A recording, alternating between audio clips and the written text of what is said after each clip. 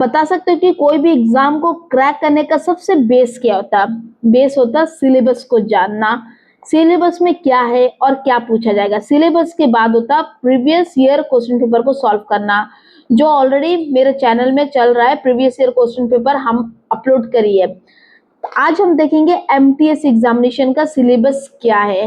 अब आप ये मत सोचिए कि एमटीएस एग्जामिनेशन का सिलेबस अलग है, सीएचएसएल का, सीजीएल का अलग है। नहीं नहीं, ये सारे एग्जामिनेशन का एक ही सिलेबस होता। सिलेबस यानी कि एक ही तरह का पढ़ाई करना है, क्वेश्चन में खाली डिफरेंस आता है। ऐसा भी नहीं है कि एमटीएस में एकदम सिंपल क्वेश्चन आएगा और सीजीएल में क्वेश्चन ज्यादा हाई लेवल का आएगा। आप क्वेश्चन पेपर उठा के देखिए, आपको कुछ ऐसे क्वेश्चन मिल जाएंगे जो सीजीएल में बहुत सिंपल है लेकिन एमटीएस में टफ से पूछा गया। तो आप कुछ डिस्टिंग्विश नहीं कर सकते। बस आपका एक ही काम रहेगा, आप सिलेबस को पहचानिए, उसको पढ़िए, उसके हिसाब से आप बुक्स रेफर करिए, अपना सिलेबस के हिसाब से आप पढ़िए।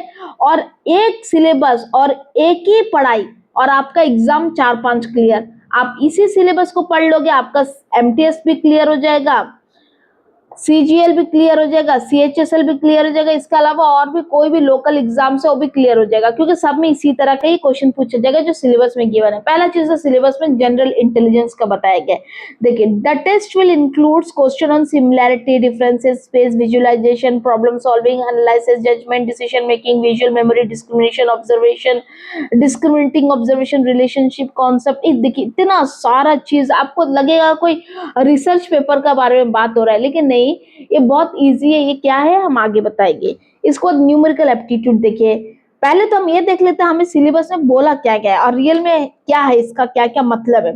देखिए, न्यूमेरिकल एप्टीट्यूड में क्या पूछा गया, ability to of arithmetic conceptualization of whole number, decimal, fraction, relationship between number. The test will include the question problem related to percentage, ratio and proportion, average, estimation, use of table, graphs, mensuration, line and distance, ration, time। इसका अलावा etcetera, ये जो etcetera है ना, ये बहुत कुछ बोल जाता, बोलता कुछ नहीं लेकिन बोलता बहुत कुछ है। अब मान लीजिए कुछ एक क्वेश्चन आया इसके अलावा, इससे बाहर, और आप क्लेम करोगे कि ये क्वेश्चन तो सिलेबस में नहीं था, तो एग्जामिनर क्या बोलेगा पता? ये एक्सेट्रा आपने नहीं देखा, ये एक्सेट्रा मतलब बहुत कुछ है। ओके, मतलब अर्थमेटिक का बहुत सभी कॉन्सेप्ट को हमें पढ़ना है। इंग्लिश लैंग्वेज, इसके लिए रिगार्डिंग हम तो ऑलरेडी वीडियो भी पब्लिश करी है कि इंग्लिश में क्या क्या पढ़ना है, वही चीज हमें बोला है। देखिए, assess the knowledge of English language, its vocabulary, grammar, sentence structure, synonyms, antonyms, question based on comprehension of passage. देखिए, सेम है, हम आगे इसको इलॉबरेटली सभी को डिस्कस करेंगे।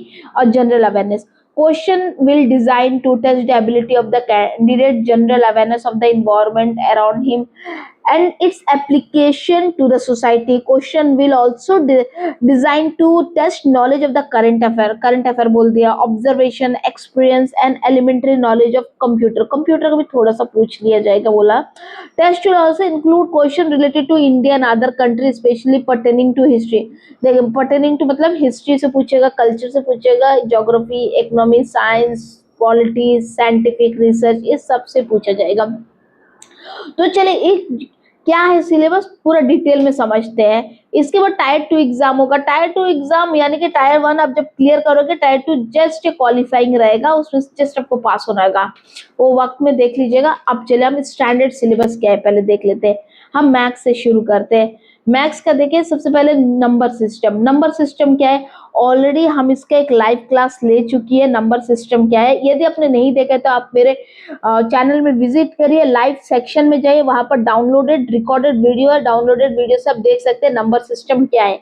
नंबर सिस्टम जिसमें natural number, whole number, number line, ये सारे डिस्कशन होता है। उसका बेस रिगार्डिंग कुछ क्वेश्चंस होगा, वो भी आपको जानना जरूरी है, क्योंकि एग्जाम में वैसे ही क्या कैसा टाइप का क्वेश्चन आता है वो भी हम इसमें एक्सप्लेन करिए। नेक्स्ट क्या है, एलसीएम एचसीएफ। इसका भी मैंने एक लाइव क्लास लिया है, आपको लाइव सेक्शन में मिल जाएगा डाउनलोडेड वीडियो। इसके बाद आता है सिंप्लीफिकेशन। सिंप्लीफिकेशन ना 2-3, इसमें बहुत सारा कॉन्सेप्ट आता है। सिंप्लीफिकेशन में आइडेंटिटी बेस्ड सिंप्लीफिकेशन है, सर्ट्स एंड इंडाइसेस है, फैक्टराइजेशन है, लीनियर क्वाड्रिक इक्वेशन है, बॉडमास है, डेसिमल एंड फ्रैक्शन। एक्चुअली ये सारे टॉपिक को हम अलग कर सकते हैं, लेकिन मैंने इसको सिंप्लीफिकेशन में लिया क्योंकि सिंप्लीफाई, ये सबको सिंप्लीफिकेशन ही करना होता, हमें सिंप्लीफाई करना होता। ठीक है, अब इसके बाद होता है ratio and proportion, then percentage, उसके बाद average, profit and loss, time and work, time and distance, simple interest, compound interest, mensuration, geometry and data interpretation. ये ज्योमेट्री तक तो आपको पता नहीं, समझ है कि नहीं। मेंसुरेशन देखिए, जो हम स्पेयर, कोन, ये सब पढ़ते नहीं, सर मेंसुरेशन का टॉपिक होता है। ज्योमेट्री यानी कि ट्रायंगल, एंगल, जो भी length, breadth, height, distance, distance नहीं, हाइट, ये सारा चीज जो ज्योमेट्री में आता है। डेटा इंटरप्रिटेशन में क्वेश्चन आता नहीं, एक डायग्राम दिया जाता है। इस प्रीवियस एग्जामिनेशन में पूछा गया ना, एक सर्कल है, उसमें कुछ लैब के बारे में बताया, लेबोरेटरी के बारे में बताया है, स्पोर्ट्स कुछ भी दिया रहेगा, और नंबर ऑफ स्टूडेंट लैब में प्रेजेंट है, ऐसा करके क्वेश्चन दिया रहेगा, बस हमें देख के फाइंड करना है। ये सब डाटा इंटरप्रिटेशन से मार्क्स अचीव करना बहुत इजी है। यहाँ में आपको ना 5 मार्क्स इजीली मिल जाएगा यदि आप थोड़ा सा प्रैक्टिस कर लो। ये भी मैं आपको प्रैक्टिस करा दूंगी, आप टेंशन मत लीजिए। और ऑलरेडी हमारा मैथ्स से रिलेटेड लाइव क्लास चल रहा है, ऑलरेडी हम 2-3 टॉपिक पढ़ा लिए, और कंटिन्यूएशन में एक देखिए 14 to 15 टॉपिक रहेगा, इसको हम कंटिन्यूस 15 क्लास में कंप्लीट करा देगी। आप लाइव क्लास में जरूर ज्वाइन रहिए, और वहां पर मैं आपको हर एक चैप्टर का बेसिक से एडवांस तक लेकर चलूंगी। अब ये हो गया हमारा मैथ्स का। अब चलिए नेक्स्ट देखते हैं रीजनिंग। अब रीजनिंग में क्या होगा, आप ये कंफ्यूज हो जाएंगे ना। देखिए रीजनिंग में तो ऐसा रिसर्च पेपर जैसा यहाँ पर बातें लिखी गई, लेकिन स्टैंडर्ड क्या है इसका, एनालॉजी आएगा, क्लासिफिकेशन आएगा, सीरीज आएगा, कोडिंग डिकोडिंग आएगा, blood relation, direction sense, alphabet and number problem, calendar and clock. Calendar clock में मिरर इमेज, वाटर इमेज पूछी जाएगा, Venn diagram, non verbal reasoning. कुछ समझ नहीं आया ना, तो चले हम समझाती। एनालॉजी, एनालॉजी यानी कि क्वेश्चन आता है ना, जिस आप प्रीवियस ईयर क्वेश्चन भी देखिए, वहां मान लीजिए ऐसा क्वेश्चन दिया गया है, क्वेश्चन बोल रहा है बुक रीडिंग, ऐसा दे दिया, उसका 4 डॉट दिया रहेगा, उसका बाद दिया रहेगा फूड, ऑप्शन दे रहेगा ईट, थ्रो, ऐसा कुछ कुछ दिया रहेगा। तो फूड को क्या है, जैसा बुक को पढ़ते हैं तो फूड को क्या है, खाते हैं ना, ईट हो जाएगा आंसर। उसी तरह आप अब देखिएगा ऐसा क्वेश्चन बहुत सारा पूछा जाएगा, जैसे कि मेडिकल और डॉक्टर, मेडिकल, हॉस्पिटल है तो हॉस्पिटल दिया रहेगा, हॉस्पिटल, डॉक्टर, यानी कि हॉस्पिटल में डॉक्टर रहता। ठीक उसी तरह स्कूल दिया रहेगा, स्कूल में ऑप्शन रहेगा टीचर, स्टूडेंट, यहाँ पर आपको लिखना है टीचर। स्कूल में एम्प्लॉय कौन होता है, टीचर, हॉस्पिटल में एम्प्लॉय डॉक्टर होता। अंडरस्टूड, इसको बोलते हैं एनालॉजी। अब चले क्लासिफिकेशन। क्लासिफिकेशन क्या है इसको समझते हैं। अब क्लासिफिकेशन में आप प्रीवियस क्वेश्चन पेपर जो मैंने सॉल्व किया उसमें आप देखिए, एक क्वेश्चन रहेगा, कहीं पर एप्पल दिया है एक क्वेश्चन में, फिर टमाटो दिया है, ब्रिंजल दिया है, और एक ऑप्शन था brinjal, tomato, Apple, tomato, brinjal, और एक कुछ ऑप्शन था, हमको याद नहीं आ रहा है। हाँ यस, कैरेट था। अभी आपको और फाइन करना, अभी आपको इसमें मालूम होना है एप्पल फ्रूट है, टमाटो को ही फ्रूट कंसीडर करा जाता है। एक्चुअली ब्रिंजल जो कि बैगन है उसको भी ब्रिंजल भी बैगन है जिसको फ्रूट ही कंसीडर करते हैं, क्योंकि इसमें फ्लावर भी होता है और सीड भी होता है, बोटानिकली ये फ्रूट है। तो ऑप्शन डी कैरेट डिफरेंट हो जाएगा। ठीक उसी तरह क्वेश्चन और एक मैं बता देती हूँ, जैसे कि मान लो फिर से बोला गया एप्पल, मैंगो, बनाना, कैरोट, कौन सा डिफरेंस है, देखिए तीनों फ्रूट है, ये वेजिटेबल है, तो ये होगा क्लासिफिकेशन, ऐसे ही पूछा जाएगा। अब नेक्स्ट चलते सीरीज, क्या है सीरीज को समझाती। सीरीज जैसे कि क्वेश्चन दे रहेगा 2, 4, 6, 8, नेक्स्ट पॉइंट क्या होगा, देखिए सब में 2 2 का डिफरेंस है, 6 8 आपको 10 करना होगा। ऐसे ही दिया रहेगा, या तो नंबर कोई बड़ा से alphabet, J, L, O, R, और ऑप्शन दिया रहेगा, ये होता सीरीज। अब कोडिंग डिकोडिंग, कोडिंग डिकोडिंग क्या है, नेक्स्ट पेज में समझाती। कोडिंग, कोडिंग डिकोडिंग, अभी समझिए, अगर क्वेश्चन ऐसा देता है CAT is equal to B is, ऐसा दिया रहेगा, if CAT is equal to DBU then DOG is equal to क्या है, आपको ऑप्शन दिया रहेगा, आपको बस इसका बीच में रिलेशन फाइंड करना, उसके हिसाब से सॉल्व करना। आप ऐसे क्वेश्चन में अब देखिए, आप रीजनिंग का कोई भी एक बुक उठा लीजिए, आपको ऐसा क्वेश्चन दुनिया का मिल जाएगा, आप खुद से सॉल्व कर सकते हो। आप कोडिंग का बाद ब्लड रिलेशन, ब्लड रिलेशन तो आप समझ ही पा रहे हो ना। ब्लड रिलेशन में क्या, ब्लड रिलेशन में क्या बोलेगा, क्वेश्चन ऐसा पूछ लेगा, Ram is son of Shyam, ऐसा पूछते हैं ना। Ram is son of Shyam और Shyam is father of Geeta. Geeta, how Ram related to Geeta, ऐसा पूछेगा, how Ram related to Geeta, ऐसा क्वेश्चन पूछा जाएगा, ऑप्शन दिया रहेगा। अदरवाइज ऐसा क्वेश्चन पूछा जाए, ये man pointing to the photo, ऐसा पूछा जाता ना, said that he is my mother's only son, ऐसे क्वेश्चन, ये होता ब्लड रिलेशन टाइप क्वेश्चन। अब चलिए नेक्स्ट देखते हैं क्या है, डायरेक्शन सेंस। होप सो कि आपको डायरेक्शन का सेंस का क्वेश्चन समझ आ रहा है, क्या है डायरेक्शन। देखिए आप बताती, डायरेक्शन सेंस, डायरेक्शन सेंस में पूछा जाएगा, एक आदमी 5 किलोमीटर कोई भी तरफ जाता है, मान लीजिए 5 किलोमीटर नॉर्थ तरफ जाता है, 5 किलोमीटर, उसके बाद वो राइट का तरफ 3 किलोमीटर जाता है, अब ये कौन सा डायरेक्शन में फेस करता, ऐसे होता डायरेक्शन क्वेश्चन। उसके बाद आता है डायरेक्शन के बाद हमारा नेक्स्ट है अल्फाबेटिक एंड नंबर प्रॉब्लम। इसमें क्या कैसा होगा, जैसे कि आपको A, B, 6, 5, 4, 9, 8, 7, C, D, X, ऐसा सब दिया जाएगा। आपसे पूछेगा विच लेटर इज लेफ्ट ऑफ 8, ऐसा पूछा जाएगा, या फिर पूछा जाएगा which letter is in second position from the left, या फिर which is the seventh letter, which letter is at 7 position from the right left, ऐसा करके क्वेश्चन आएगा। इसको बोलते हैं alphabet and number problem. Okay, इसको calendar and clock problem. Calendar and clock problem कैसा आएगा, पूछा जाएगा, अगर मान लीजिए इफ 15 अगस्त फ्राइडे पड़ता है, इफ 15 अगस्त इज फ्राइडे, देन 22 अगस्त क्या होगा, क्या होगा, देन 22 अगस्त इज ऑप्शन। आपको इसको फाइंड करना होगा, इसको बोलते कैलेंडर बेस। अब एक क्लॉक बेस, क्लॉक में क्या होगा, क्लॉक में एक टाइम दिया रहेगा 12:45, इसका मिरर इमेज क्या है, या तो 9:15, इसका वाटर इमेज क्या होगा, ऐसा पूछा जाएगा। ये सारा का एक ट्रिक है फाइंड करने का, हम जब रीजनिंग क्लास पढ़ेंगे तो हम देखेंगे। इसका वेन डायग्राम, वेन डायग्राम आपने किया है, पिछले बार भी पूछा गया, वेन डायग्राम में कैसा पूछा जाएगा। वेन डायग्राम में पूछा जाएगा, देखिए number of student like T and coffee, बोला गया 65 स्टूडेंट टी का लाइक करता, 25 स्टूडेंट कॉफी लाइक करता, तो कितना student both T and coffee like करता, ये होता वेन डायग्राम। और एक वेन डायग्राम होता, एग्जाम्पल का तौर समझे, इधर बता देती मैं आपको, बोला जाएगा दिल्ली, एक है दिल्ली बोला जाएगा, और आपको 3 रिलेशन दिया रहेगा,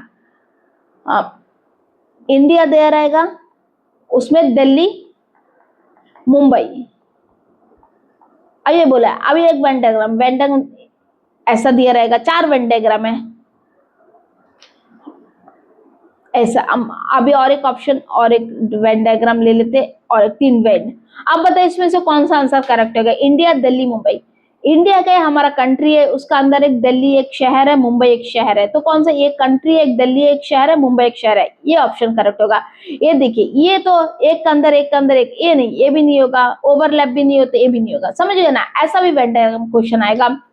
इसके बाद non verbal reasoning, non verbal reasoning कैसा होगा, अभी क्वेश्चन पिछला बार आया ऐसा, देखिए 3 स्क्वायर आया, उसका 3 ट्रायंगल आया अंदर अंदर, फिर एक बॉक्स आया, कौन सा ऑड वन आउट हमें फाइंड करना है, तो ये ऑड और जो रहेगा ये ऑड रहेगा। उसी तरह एक क्वेश्चन आया था ऐसा, plus plus plus plus sign है, फिर उसके बाद नेक्स्ट गया, एक प्लस साइन छूट गया, नेक्स्ट क्या हुआ था, फिर सेम, और दो यहाँ पर तीन, दो प्लस गायब हो गया। थर्ड वाला में ऐसा था, एक प्लस गायब, कुछ भी नहीं था। तो इसमें से कंटिन्यूएशन में कौन सा आंसर होगा? ऐसा टाइप नॉन वर्बल रीजनिंग थोड़ा इजी होता है, रिलेटिवली वेरी इजी होता है, इसमें स्कोरिंग है। और इवन ऐसा नहीं, ये सारे टॉपिक्स ना स्कोरिंग है। आप चाहो ना तो रीजनिंग में 25, रीजनिंग शायद 25 मार्क्स का आता है ना, 25 में 25 आराम से स्कोर कर लोगे। ठीक है, कैसे? एनोलॉजी बहुत इजी है, आप थोड़ा समझ जाओ तो ठीक है। क्लासिफिकेशन भी इजी है, सीरीज भी इजी है, कोडिंग डिकोडिंग भी इजी है। ब्लड रिलेशन थोड़ा घुमा देता दिमाग, उसको भी थोड़ा प्रैक्टिस करने से हो जाएगा। डायरेक्शन सेंस भी इजी है, इसका भी एक ट्रिक है। जब हम रीजनिंग क्लास देखेंगे ना, तब मैं उसमें बता दूंगी कि डायरेक्शन सेंस का क्या ट्रिक है। उसके बाद alphabet and numerical problem, number problem, ये भी इजी है। कैलेंडर एंड क्लॉक, इसमें थोड़ा सा ट्रिक है, वो ट्रिक जानने से आपके लिए इजी है। और वेन डायग्राम भी इजी है, ये खुद से कर लोगे। और नॉन वर्बल रीजनिंग, ये भी इजी, आप खुद से कर लोगे। ट्रिक इसमें जरूरत है कैलेंडर एंड क्लॉक में, और दूसरी चीज में एक ब्लड रिलेशन और डायरेक्शन, ये तीन चीज में ट्रिक का जरूरत है। तो अदरवाइज बाकी सारा आप थोड़ा सा कोई भी बुक पकड़ के थोड़ा सा खुद से प्रैक्टिस करोगे ना, आपको 25 मार्क्स ऐसे ही मिल जाएगा। ओके, इसके बाद हम चलते हैं सबसे इंपॉर्टेंट, वास्ट है ये ना, वास्ट, इतना वास्ट है कि आप पढ़ के खत्म भी नहीं होगा कभी। तो जनरल जीके, जैसे जनरल अवेयरनेस कहते हैं, पहला चीज है इसमें जो बेसिक जो सब्जेक्ट, उसको तो हमें पढ़ना ही है, इसमें कोई मना ही नहीं है। और कोई इसमें कोई ऑप्शन भी नहीं है बी की आप ना पढ़ के रहो। हिस्ट्री आपको जानना है, हिस्ट्री में क्या है, और हिस्ट्री के अंदर ही आर्ट एंड कल्चर इंक्लूड हो जाएगा। देखिए, हिस्ट्री में पहला बात एंशियंट आता, देन मेडिवल आता है, देन मॉडर्न आता। मॉडर्न से जहां से गांधी जी अराइव करते इंडिया में, वहां से मॉडर्न शुरू होता है। इवन ब्रिटिशर का अराइव से ही मॉडर्न शुरू हो जाता है, लेकिन मोस्ट प्रोबेबल गांधी जी का अराइवल दिखाते। तो आर्ट एंड कल्चर कहाँ से? मेडिवल से आता। मेडिवल में कौन रहते थे? मेडिवल में सुल्तान का पीरियड था, सुल्तानेत और मुगल का। ये मुगल और सुल्तान बहुत बड़े बढ़िया मार्वलस बिल्डिंग्स कंस्ट्रक्ट करे, तो वही से आर्ट एंड कल्चर आता है। और ऐसा नहीं सिर्फ यहाँ से आता है, एंशियंट टाइम का गुप्ता पीरियड से भी आर्ट एंड कल्चर का पूछ लेते, वहां पर भी बहुत अच्छे अच्छे टेम्पल डिजाइन है। साउथ इंडिया का विजयनगर एम्पायर है, यहाँ पर भी बहुत अच्छा आर्किटेक्चर है। तो हिस्ट्री का, अगर हम हिस्ट्री पढ़ेंगे ना, तो आर्ट एंड कल्चर उसी में कवर हो जाएगा, तो उसके लिए अलग से कोई एफर्ट डालने की जरूरत नहीं है। आपको हिस्ट्री तो पढ़ना ही है, एंशियंट पढ़ना है, मिडिवल पढ़ना है, मॉडर्न पढ़ना है। थोड़ा एटलीस्ट आप डीप में मत पढ़ो, लेकिन ऊपर ऊपर से तो आपको पढ़ना है कि एंशियंट में कौन कौन सा किंगडम था, कहाँ से क्या शुरू हुआ, मिडिवल में कौन कौन सा किंग आया, और मिडिवल में जो बैटल ऑफ पानीपत क्या है, और कब से जो मिडिवल जो राजा लोग हैं, सुल्तानेट का पीरियड शुरू हुआ, कब एंड हुआ, ठीक उसी तरह कब मुगल का पीरियड शुरू हुआ, कब एंड हुआ, कब ब्रिटिश आया, कब एंड हुआ। ये बेसिक बेसिक आपको तो हिस्ट्री आना ही है। Then geography, geography very important, आपको आना है। कैसे ज्योग्राफी का कौन कौन सा चीज आना है? ज्योग्राफी में जैसे इंडिया से रिलेटेड आपको आना है, इंडिया का कोस्टल एरिया कौन सा कोस्टल बड़ा है, कौन सा स्टेट बड़ा है, कौन सा सबसे छोटा कोस्टल एरिया है, हाईएस्ट वाटरफॉल कौन सा है, लोएस्ट वाटरफॉल कौन सा है। इसके अलावा इंडिया का सॉइल सिस्टम क्या है, सॉइल मतलब यहाँ पर क्वेश्चन आएगा, राइस कौन सा सॉइल में सबसे अच्छा उगता, यहाँ पर एलिविल सॉइल का खासियत क्या, ये सारे इंडिया का रिलेटेड है, आपको आना है। एटलीस्ट इंडिया का ज्योग्राफी आपको आना है। Next polity, polity very important. Polity ना एक बेस है, हर एक क्वेश्चन में आएगा। पॉलिटी में कि पार्लियामेंट क्या है आपको जानना है, parliament in the sense Lok Sabha क्या है, राज्यसभा क्या है, इसका टेन्योर क्या है, कितना साल के लिए रहते, ठीक है। इसके बाद आता है प्रेसिडेंट आता है, देन प्राइम मिनिस्टर आता है, prime minister, then council of minister आता है, फिर वाइस प्रेसिडेंट आता है। इस तरह बहुत सारे, attorney general, advocate general. Actually polity से रिलेटेड मेरा यूट्यूब चैनल में एक प्लेलिस्ट है, पॉलिटी, इंडियन पॉलिटी लक्ष्मीकांत बोलकर। आप उस प्लेलिस्ट को देखोगे तो आपका पॉलिटी 100% कंप्लीट हो जाएगा। आई एम श्योर, अगर आप पॉलिटी का पूरा क्लास देख लोगे, और लास्ट में कुछ क्लासेस है एमसीक्यू का, अगर आप उस एमसीक्यू को भी देख लोगे तो आपका पॉलिटी कवर हो जाएगा। ओके, तो आपको इतना सारा तो आना ही है पॉलिटी में। इसके बाद नेक्स्ट चलते हैं हमारा इकोनॉमी। इकोनॉमी ना एक अलग ही टॉपिक है, इसको ना आपको बहुत वाइड पढ़ने की जरूरत नहीं है। जैसे कि 10th एंड 12th का, 12th भी नहीं, 10th और 9th का इकोनॉमी पढ़ने से बस है। 10th 9th and 10th, 9th and 10th यानी क्या होगा? देखिए, 9th और 10th में था सेक्टर्स ऑफ इकोनॉमी था, क्लासिफिकेशन था। उसके बाद थोड़ा एडवांस जाएंगे तो इन्फ्लेशन क्या है, डिफ्लेशन क्या है, थोड़ा बैंकिंग का सिस्टम जानना है, थोड़ा रेट्स जानना है, बैंकिंग का रेट क्या है, बस बेसिक बेसिक। इसके लिए मैं आपको इंडियन इकोनॉमी मैं जरूर कवर करूंगी, उसमें मैं बता दूंगी कि कितना बेसिक जरूरी है। इसमें आप बहुत डीपर वे में पढ़ने मत जाइए, इकोनॉमी अपने आप में एक बहुत वास्ट है, इसलिए हमें सिर्फ बेसिक पढ़ना है, इतना पढ़ना है कि हमें एग्जाम क्रैक हो। हमें पीएचडी किसी में भी हासिल नहीं करना है, पीएचडी मत करिएगा। बहुत सारे बच्चे क्या करते हैं, देखिए बहुत सारे स्टूडेंट प्रिपेयर करेंगे ना, 24 घंटा जीके पढ़ते हैं। यार जीके 24 घंटा आपको नहीं पढ़ना है, पीएचडी नहीं करना है। आपको जितना मैं बता रही हूँ ना, आप सुनिए क्या बता रही हूँ, आपको उसी को ही पढ़ना है, उसी में। और आप नर्वस मत होइए, अभी ऐसा नहीं कि मैं इतना बता दिया और इसमें क्वेश्चन नहीं है तो आप नर्वस हो गए, ना ना, नर्वस मत होइए। क्योंकि हो सकता है आपको नहीं आता जो क्वेश्चन तो बाकी स्टूडेंट्स को भी नहीं आता, ऐसा नहीं है कि आपको नहीं आता तो बाकी लोग बहुत सबको आता है, नहीं। आप इसीलिए टेंशन ही मत लीजिए, सभी लोग इतना ही बेसिक पढ़ेंगे और इसी से ही क्वेश्चन आता है, मैक्सिमम इसी से आ जाता है। अगर नहीं भी आया एक दो क्वेश्चन तो उसमें मायूस होने का बात नहीं है, क्योंकि आपको नहीं आता तो किसी और को भी नहीं आता, सिंपल सा बात है। नेक्स्ट देखिए, जनरल साइंस। जनरल साइंस से कैसा क्वेश्चन आ सकता है, जैसे कि जीके से, जनरल साइंस से ब्लड रिलेटेड आएगा, ब्लड ग्रुप का बारे में आ जाता है, थोड़ा सा हार्मोन्स का बारे में आता है, ह्यूमंस हार्मोन, प्लांट्स हार्मोन, यही इंपॉर्टेंट है। हार्ट का ऊपर आ जाता है। पिछला बार एक क्वेश्चन है एमटीएस में, कोलेस्ट्रॉल से रिलेटेड, एक फैट ज्यादा खा लेंगे तो क्या होगा, कोलेस्ट्रॉल प्रॉब्लम। तो ये जनरल साइंस वेरी थोड़े बेसिक बेसिक है। इन्वायरमेंट, इन्वायरमेंट और आप ज्योग्राफी को एक साथ कर सकते हो। इन्वायरमेंट क्या है, आपको इन्वायरमेंट से रिलेटेड पूछा जाएगा, मार्शी लैंड क्या है। और इन्वायरमेंट से ना एक इम्पॉर्टेंट चीज है, जितना भी वर्ल्ड में कोई भी ऑर्गेनाइजेशन होता है, यूनेस्को जैसे कि यूनाइटेड नेशन, वर्ल्ड में जितने भी ऑर्गेनाइजेशन होता है इन्वायरमेंट को प्रोटेक्ट करने के लिए, वो सारे ऑर्गेनाइजेशन कब मीट होता, मतलब एक करंट अफेयर बेस में थोड़ा देख लीजिए इन्वायरमेंट को, कि ऑर्गेनाइजेशन इन्वायरमेंट प्रोटेक्शन के लिए कब मीट हुआ, कौन सा कंट्री में, कनाडा में मीट हुआ कि स्विट्जरलैंड में, कौन सा जगह में मीट हुआ। बैठक होता है ना, जैसा G20 G7 ऐसा सब ग्रुप होता है ना, इस तरह इन्वायरमेंट का भी बहुत सारा ग्रुप्स है, कब बैठे, कब क्या डिस्कशन हुआ, क्या क्या लिया, वो सारी चीज इंपॉर्टेंट है। और एक इन्वायरमेंट है कि कुछ भी कंजर्वेशन मूवमेंट है, जैसे चीता कंजर्वेशन होता है, टाइगर को कंजर्व करने का। और एक इन्वायरमेंट से क्या होता है, नेशनल पार्क, बायोस्फीयर रिजर्व और वाइल्ड लाइफ सेंचुरी। ये कब नेशनल पार्क कब डिजाइन हुआ, नेशनल पार्क कितना है, वाइल्ड लाइफ सेंचुरी का क्या मतलब है, कब डेजिग्नेटेड हुआ, बायोस्फीयर रिजर्व क्या है, कब डिजाइन हुआ, ये सारे इंपॉर्टेंट है इन्वायरमेंट से। इसके लिए भी मैं आपको एक क्लास जरूर लूंगी, आपको इन्वायरमेंट का इंपॉर्टेंट टॉपिक जरूर आप सबको मैं कवर कराऊंगी। तो यहाँ पर इसके बाद ये देखिए, ये जो भी मैंने टॉपिक अलग किया ना, ये है करंट अफेयर। अब करंट अफेयर आप ओवर एक्साइटेड होकर 2-3 साल का मत पढ़िए, लास्ट 6 मंथ एग्जाम से 6 महीने पहले का करंट अफेयर देख लीजिए। उसमें आपको देखना है स्पोर्ट्स, मतलब कौन सा प्लेयर फिलहाल कौन सा ट्रॉफी हासिल किया, हॉनर्स अवार्ड में आ जाएगा, कौन सा प्लेयर जीता वो देखना है। अब कौन सा प्लेयर कौन सा बुक लिखा वो एक इम्पॉर्टेंट है। इम्पॉर्टेंट डे ये आता है, जैसे कि कौन सा दिन वर्ल्ड इन्वायरमेंट डे कंसिडर किया गया, ऐसा इंपॉर्टेंट डे आ जाता। और नेशनल इंटरनेशनल इवेंट्स में जैसे कि समिट होता, मीटिंग्स होता, वो थोड़ा आ जाता, पूछ लेता। आप थोड़ा सा रफली करंट अफेयर्स अपना हमेशा नजर घुमाते रहिए, क्या पता एक दो बातें आपका दिमाग में अचानक बैठ जाए और वही आ जाए आपको करंट अफेयर रिलेटेड। आपको करंट अफेयर से बहुत ज्यादा नहीं पढ़ना, आप सिर्फ करंट अफेयर में थोड़ा सा नजर घुमाइए।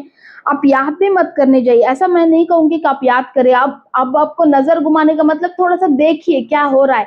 कभी कभी ऐसा होता है ना, हम देख लेते चीजों को और हमारा दिमाग में बैठ जाता, कुछ बातें नॉर्मली बैठ जाता। तो वैसा ही करंट अफेयर याद करने मत जाइए, रटने मत जाइए, बहुत टाइम लेगा। बस थोड़ा सा नजर घुमाइए, ठीक है। कोई एक ऐप ले लीजिए जहां पर करंट अफेयर बताता है, शॉर्ट शॉर्ट उसका स्क्रिप्ट बता देता है, तो आप देख लीजिए। कभी कभी एक दो लाइन हम लोग देख लेते हैं और मेमोरी में बैठ जाता है, बस वैसा ही। और एग्जाम से पहले थोड़ा सा करंट अफेयर एक दो घंटे निकाल के थोड़ा पढ़ लीजिएगा, तो ठीक है, हो जाएगा। उसके बाद आता है इंग्लिश। इंग्लिश के लिए ऑलरेडी हम एक वीडियो रिलीज करी है, उसमें बताइए कि इंग्लिश में क्या पढ़ना है और नहीं पढ़ना है, वही सेम चीज है, इंग्लिश में कुछ डिफरेंस नहीं है। कॉम्प्रिहेंशन तो आपको रीड करना ही है। देखिए आपको कॉम्प्रिहेंशन रीडिंग टफ लगेगा इनिशियली, कुछ बच्चे ऐसे जो फर्स्ट टाइम ट्राई कर रहे हैं गवर्नमेंट एग्जाम के लिए, और कुछ बच्चे जो पहले कर चुके उनको कॉम्प्रिहेंशन रीडिंग बहुत टफ लगता है। देखिए पिछला बार एमटीएस एग्जाम में ना 10 मार्क्स का कॉम्प्रिहेंशन आया, और 10 मार्क्स ना आपको इजीली हासिल हो जाएगा। क्या है, आपको सिर्फ कॉम्प्रिहेंशन रीड करना है। आपको नहीं समझ आया कैसा करना, आप कोई भी इंग्लिश प्रैक्टिस का बुक उठा लीजिए, उसमें देखिए कॉम्प्रिहेंशन दुनिया भर का रहेगा।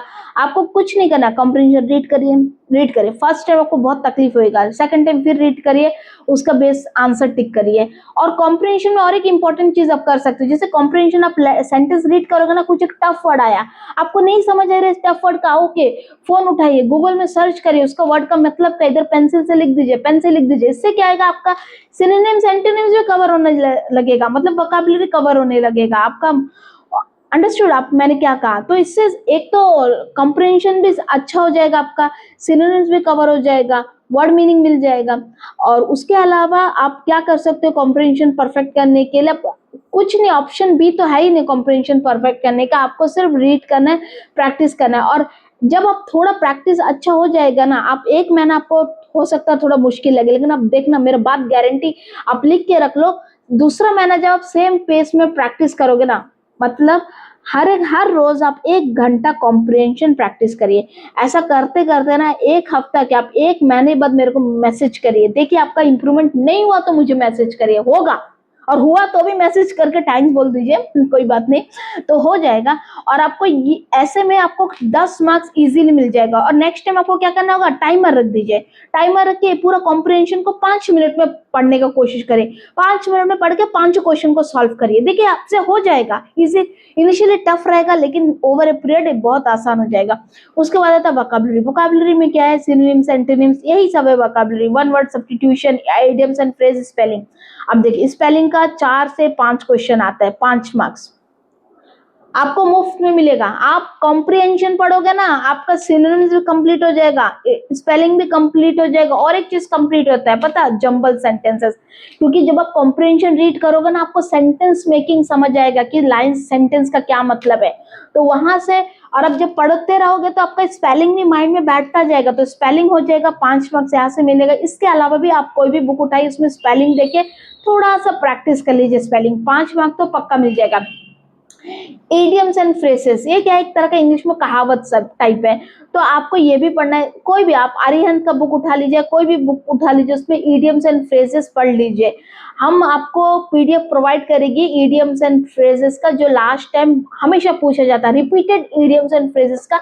आप उसको पहले तो उसको पढ़ लीजिएगा, फिर बाकी कोई भी बुक्स रेफर करिएगा। इडियम्स एंड फ्रेजेस आप पढ़ लीजिए, आपको यहाँ से 5 मार्क्स तो फिर से पक्का से मिल जाएगा। One word substitution, one word substitution में वेरी इजी है, ये आपको बस बुक को रीड करना है, आपका दिमाग में बैठता जाएगा, तो ये भी आपको 5 मार्क्स इजीली दिला देगा। सिनोनिम्स एंड एंटोनिम्स, इसका 4-5, जिससे 4-5 क्वेश्चन आता है, तो ये 5-5 पकड़ लो, 5-5 मतलब यहाँ से 10 मार्क्स का क्वेश्चन आ जाएगा। सिनोनिम्स क्या है, जो जो सेम मतलब हो, जैसे कि पर्यायवाची शब्द बोलते हैं ना, सिनोनिम्स वही है पर्यायवाची। और एंटोनिम्स क्या है, विलोम शब्द बोलते हैं ना, जो ऑपोजिट वर्ड है, एंटोनिम्स है। मतलब समझ गए तो आप सिनोनिम्स एंटोनिम दोनों ही क्रैक कर लोगे, हो गया। तो देखिए आपका 10 यहाँ पर 20 मार्क्स हो गया, 20-25 मार्क्स हो गया। यहाँ पर इडियम्स एंड फ्रेज 25 + 5 30 मार्क्स हो गए। यहाँ पर फिर 5 यहाँ पे स्पेलिंग 30, सॉरी यहाँ पे 10-20 हो गया,